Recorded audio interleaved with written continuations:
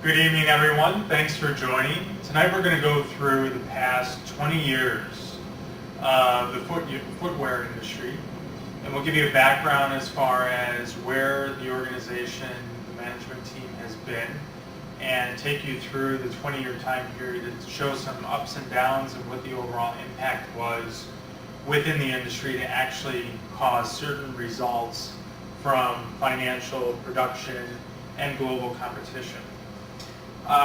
Specifically, we'll go through introductions of the team here, myself, Ted, and Stacy, and then we'll go through some of the background of what the industries are, the companies that make up the industry itself, and then we'll do a breakdown of the actual strategic plan within those year period from 10 to year 20 in the exit plan. I am Brian DiBartolomeo. I have my Master's of Arts in Industrial Organizational Psychology from Elmhurst College. I'm just finishing my MBA as well from Elmhurst. I've been working in the global external consulting industry for about 15 years now. My specialty really is working with large Fortune 500 organizations, helping them with their brand and their global organization.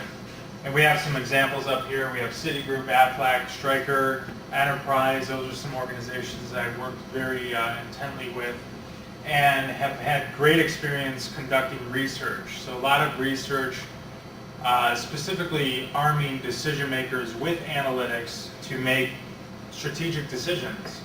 So working with Aflac to look at how do they position their brand to brokers, or working with Citigroup to look at their global organization to understand what do their employees need, which ultimately helps customer satisfaction. So that's where my background comes in. We'll walk through a little more, but first, next I'll introduce Ted. Ted Dress. I'm another consultant with Brian here. Just finishing my MBA here at Elmhurst College, having 10 years experience with in the retail sector and external and internal consulting. Working with more the healthcare and fitness industries in famous footwear, shoes, Nike Athletics, and GNC, working with their branding and helping them build their companies. Also working with the Target Athletics division also. Paul expertise with their strategic divisions also, and I've had experience growing their products to 200 and production by 200% for global organizations, specifically the Nike and famous footwear. So Stacey will be our next consultant helping Brian and myself out. I am Stacy Dunn. I am a senior strategist with TSB Consultants. I've had 13 years of external consulting experience. I have my business degree from the University of Wisconsin-Madison and have just achieved my MBA at Elmhurst College. I've been consulting with industry leaders on organizational change as a facilitator of change for large corporations such as Walmart, the Arabian Horse Association, Chevron, and Ford Motors. Again, as a facilitator of change, I've worked with CEOs to change the course of business strategy in a fluid manner after hostile takeovers. And in the last 5 years, I have helped acquire over 289 organizations. We're going to move on to the meat and potatoes of our presentation tonight, and I'll turn it back to Brian. Thanks, Stacy. So we'll go into a little bit now about the industry. As we all know, any industry that you go into these days is very diverse. There's a lot of options for having a competitive differentiator to stand out as an organization. In the footwear industry, we see that there's opportunities for quality, differences in the quality of the shoe. So some organizations may invest a tremendous amount of money in a higher quality shoe, whereas other organizations may have a lower quality shoe, but maybe more models. So those are some opportunities for the industry or a company within the industry to appear different and to stand out to customers. The other piece is very strategic around branded versus private label. And what that means is an organization can from a production standpoint, create their own brand, produce all of the shoes, ship them, shelve them, sell them, and monitor their own P&L for that. Versus the private label side, which is conducting the actual production of the shoe and then shipping those to another organization, which would, of course, provide their own logo and label them under their brand. So that's a way to differentiate the production and the quality of the shoe. And then you also have global. So it is a global market. So not only do you have the opportunity to change the quality to have private versus branded, but then you also have the different factors of being global.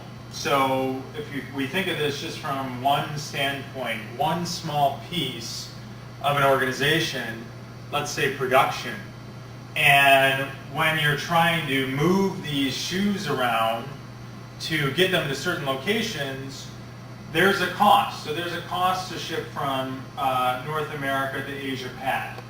There's a cost to ship from Asia to Latin America. There's the free trade agreement where North America can ship to Latin America without a fee or vice versa. So these are some key factors that are going to be impacting the industry and the companies that are in this industry as far as their success. So what does that mean? Competition.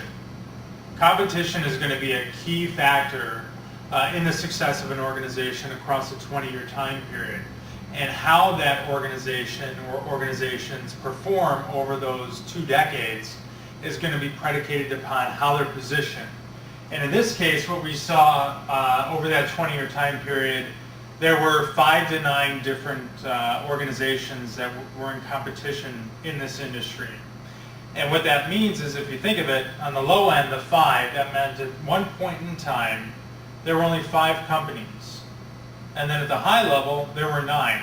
So that meant that market share were being taken, that you had different quality products that were being provided, you have production issues, you have the whole gamut from a competitive standpoint, where all these factors, which we'll see in a moment, impacted the overall success of the organization. So what are those factors that differentiate an organization and a market? We have a whole list of them: customers, marketing, the quality, the overall pay incentives, pricing, SQ ratings. And what we noticed as we worked over this 20-year time period is a few things. Few key pieces that actually impacted the overall success were specifically around the SQ rating. So this is a quality, and then the number or the cost of the shoe itself. So here we have low SQ, low cost. Here we have high SQ, high cost. And then on this axis we have models. And on the same quadrant we have low versus high amount. So this might have been maybe 50 models. Up here may have been 300 plus models. And if you think of the way that this works is, an organization may position themselves up here to say, we want to be a high quality, a higher cost, with not that many models. At the same time, you may have an organization that's here. High amount of models, so 300 plus, but lower quality, lower price point. And likewise, you may have someone here. So you have someone who's probably more medium level, producing a semi-good quality, medium price point, decent amount of models. That starts to outline your competition. And of course, you can have someone who's here, who's over here, who's over here. And as you start to pile in the 9 different organizations, which we'll see in full detail in a moment, this is a real key factor as far as how to differentiate yourself, specifically around all these factors, from customers, diversity models, internet marketing, budget, quality, celebrities. All these different pieces are extremely important when you're an organization, you're trying to figure out how are you going to compete in this global market against these 9 competitors and do it well over a 20-year time period. And so now I'll introduce Ted, who's going to take us through the actual strategy for the upcoming years, and then Stacy will go into a lot of the metrics around what that overall industry profile looks like year over year.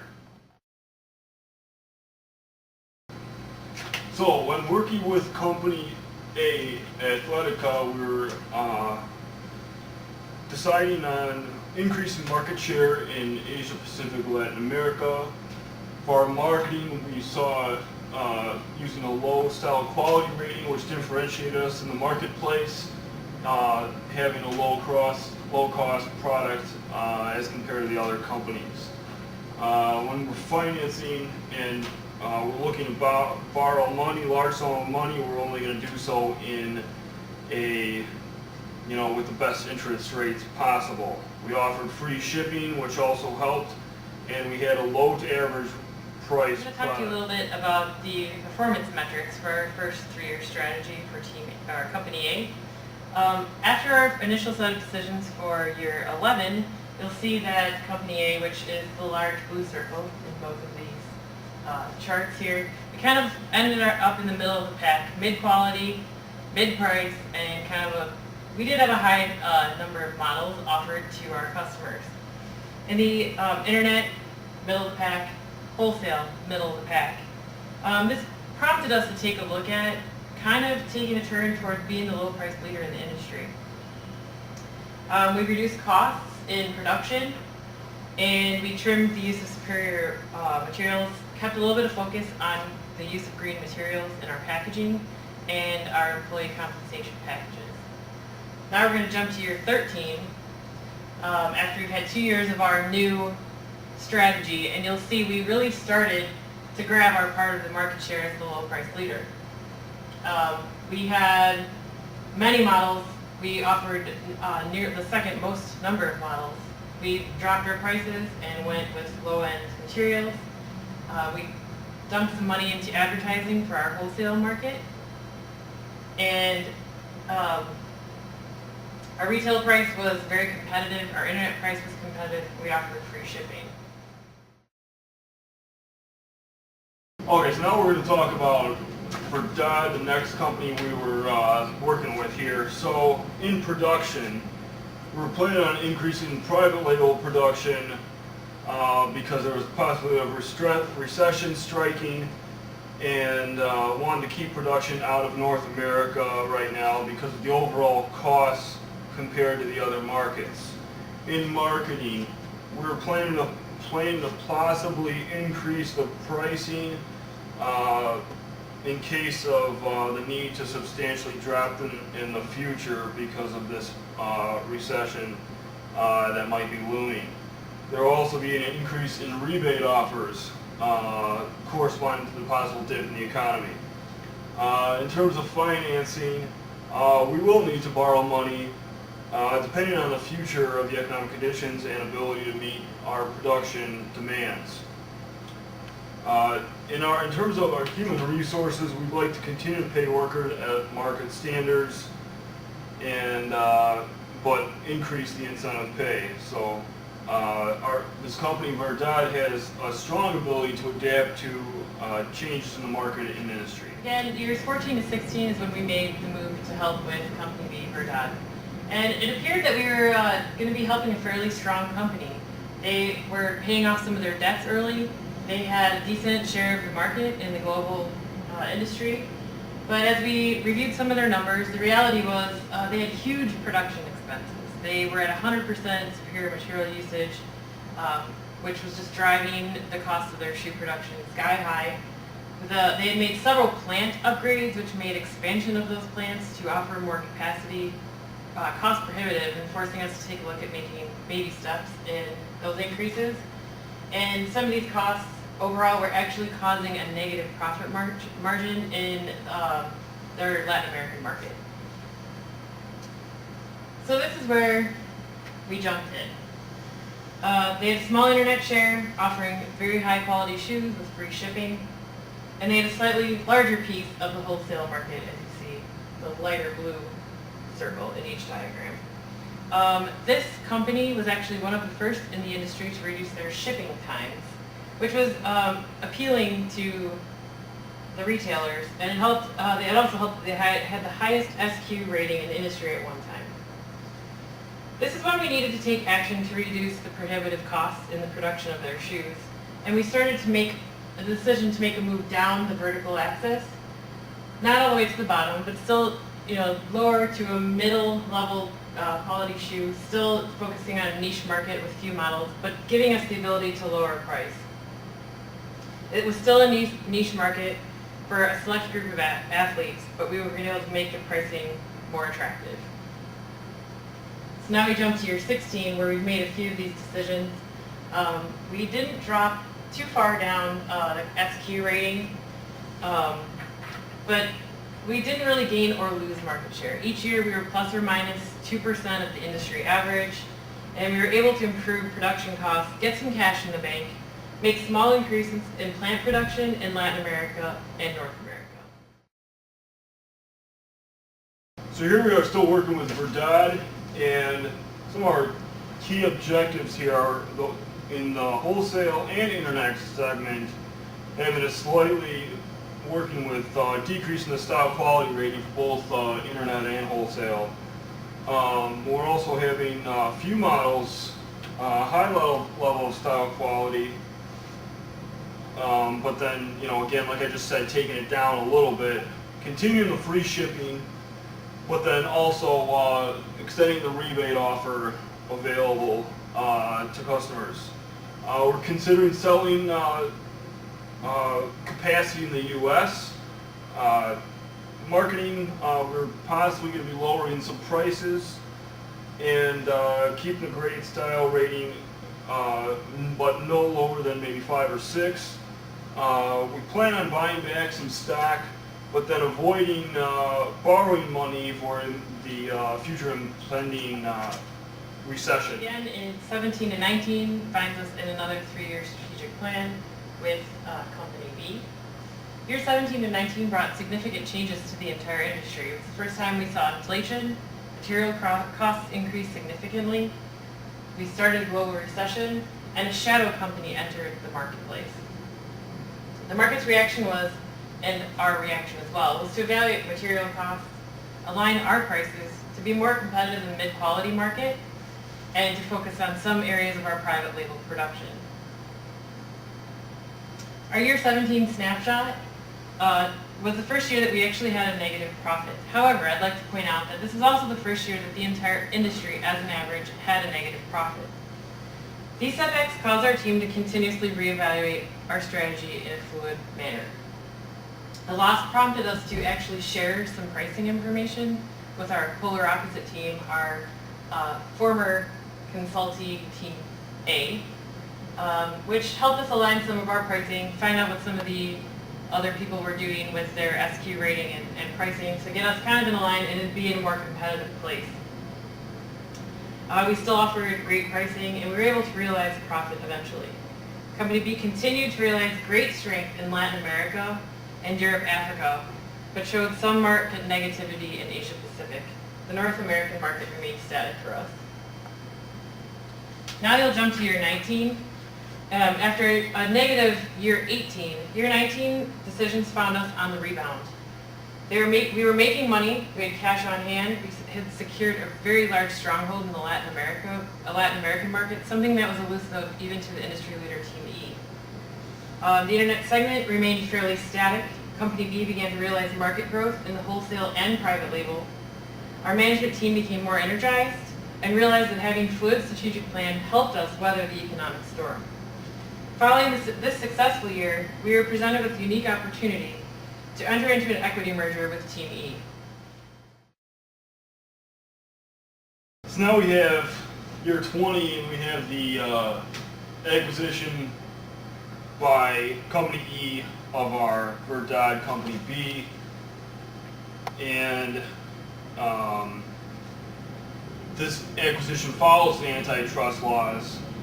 There was a clear and concise layout of how Company E and Company B will be working together in the future to ensure mutually beneficial solutions for both companies. Company E will maintain a similar style quality rating that it's had in the past. The combination of Company E and Company B will increase market share overall worldwide over 25% within each market. Company B Verdad will immediately improve the performance of Company E in the regions they do not currently have this production. And Verdad shareholders will receive stock equity in the new company. This results immediately for the Verdad stockholders. So here we have the exit strategy for our acquisition, or past the acquisition. Our recommendation is to maintain a higher quality shoe with limited number of models. If we merge when we merge with Team E, which has the greater number of models and a decent style quality rating, this will allow the new organization to expand their market and serve the niche market for all higher quality shoes. Thank you, Ted. So at this point, thank you for your participation. We want to take a special moment to thank Company A, Company B, and Company E. Without them, we wouldn't be collecting our consulting check and our commission, so we thank you for that. And if you need anything, please feel free to reach out to us. We've done this for, like I said, decades. It's something that we can help you with, and we have a proven track record, but thank you for your participation today.